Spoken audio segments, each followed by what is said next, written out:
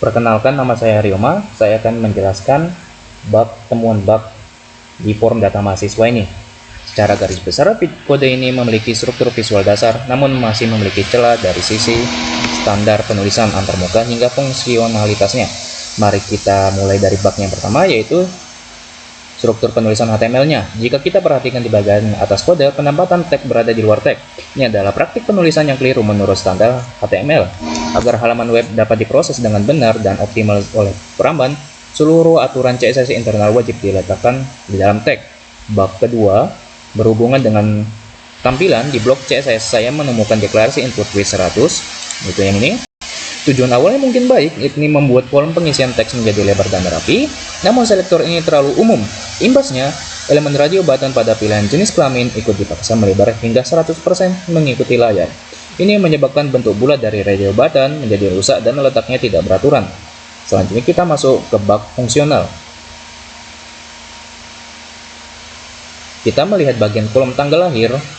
Ini terdapat elemen dropdown untuk tanggal dan tahun, namun di dalam kode tag untuk ID tanggal dan tahun benar-benar kosong, tidak memiliki teks sama sekali. Hal ini menyebabkan pengguna tidak bisa mengklik atau memilih tanggal dan tahun lahir mereka ketika menggunakan form ini. Terakhir, yang paling krusial adalah hilangnya otak dari sistem ini. Kode ini sama sekali belum dilengkapi JavaScript. Akibatnya, ketika pengguna mengisi form dan menekan tombol hijau submit, sistem tidak tahu harus melakukan apa. Alih-alih memindahkan data ke tabel di bawahnya, peramban hanya akan melakukan refresh atau memuat ulang halaman, dan seluruh data yang sudah diketik pengguna akan hilang begitu saja. Kita akan mencocokkannya di sini.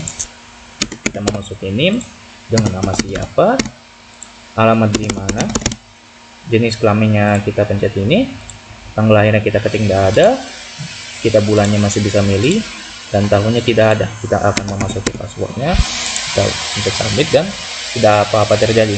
Oke, saya akan menjelaskan form data mahasiswa selanjutnya yang saya kerjakan. Saya akan mulai dari HTML5 diikuti dengan tag untuk menetapkan bahasa dasar dokumen ke bahasa Indonesia. Di dalam tag, saya menyertakan meta tag untuk pengaturan charset UTF-8 viewport agar halaman dapat beradaptasi secara responsif di berbagai ukuran layar perangkat. Selanjutnya, saya menyisipkan dua tag yang memuat pustaka eksternal melalui CDN, yaitu sheet.js dengan fitur ekspor ke data ke Excel dan HTML2 PDF ekspor ke dokumen PDF. Hal ini memungkinkan proses konversi dokumen terjadi secara langsung di sisi klien atau peramban tanpa memerlukan pengolahan tambahan dari server. Bergeser ke bagian, saya mengatur tata letak visual dan estetika di halaman web ini. Saya mendefinisikan font, margin, dan warna latar belakang untuk bagian body dan kerangka form. Ada satu logika CSS yang sangat penting, yaitu input not type radio. Bersama dengan properti box sizing border box, kode ini berfungsi untuk memastikan seluruh kolom input, text dropdown, dan text area menggunakan lebar penuh 100% menyesuaikan wadahnya, namun secara cerdas mengecualikan elemen radio button agar bentuk bulat bawahannya tidak rusak atau melebar.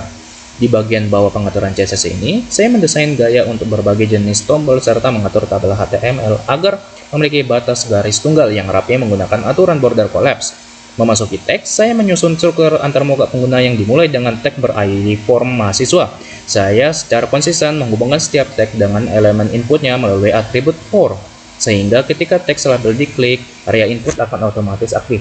Di dalam form ini, saya menyusun berbagai tipe input sesuai kebutuhan, tipe teks untuk name dan nama, teks area untuk alamat, tipe radio untuk pilihan jenis kelamin, serta pembungkus 3 tag di dalam div dengan properti gaya flex agar dropdown tanggal, bulan, dan tahun lahir sejajar rapi ke samping.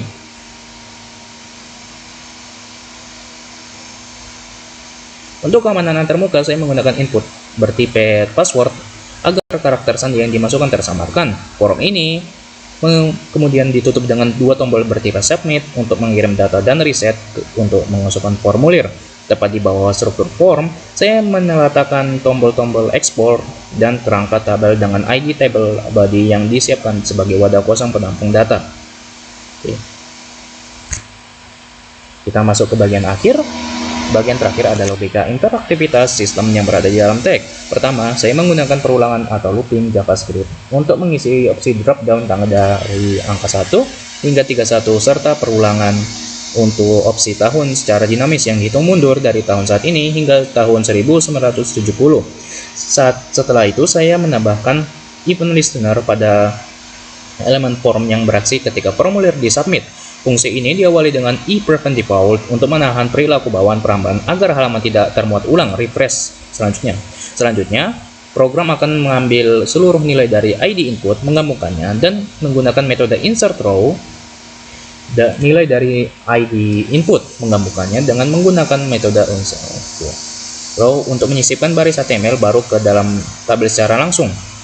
Pada kode penyisipan ini, saya memanipulasi tampilan teks password menjadi simbol bintang demi keamanan serta menambahkan satu sel tabel berisi tombol inline dengan fungsi remove untuk langsung menghapus baris data tersebut dari layar.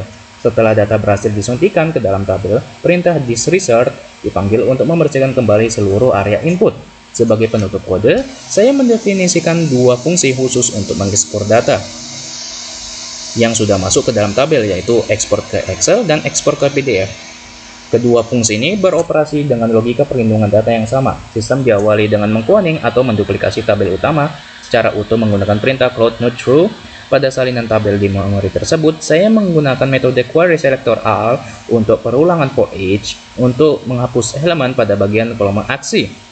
Pembersihan otomatis ini esensial agar tombol hapus tidak ikut tercetak ke dalam file laporan akhir. Setelah tabel salinan ini bersih, khusus untuk fungsi PDF, saya membungkus tabel tersebut ke dalam sebuah div bayangan yang melengkapi dengan teks judul laporan, lalu memanggil fungsi konfigurasi dari pustaka HTML2 PDF untuk mengunduhnya. Sementara itu untuk fungsi Excel, saya langsung menggunakan metode table to book dari pustaka set.js untuk mengonversi tabel yang telah difilter tadi menjadi format dokumen. Ya, saya akan menjalankannya.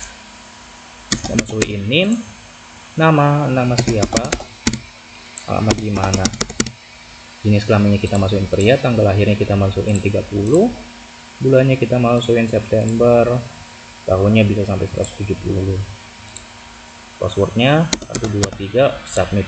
Oke, bisa. Apakah kita bisanya? Oke, sekian dari saya, terima kasih telah mendengarkan.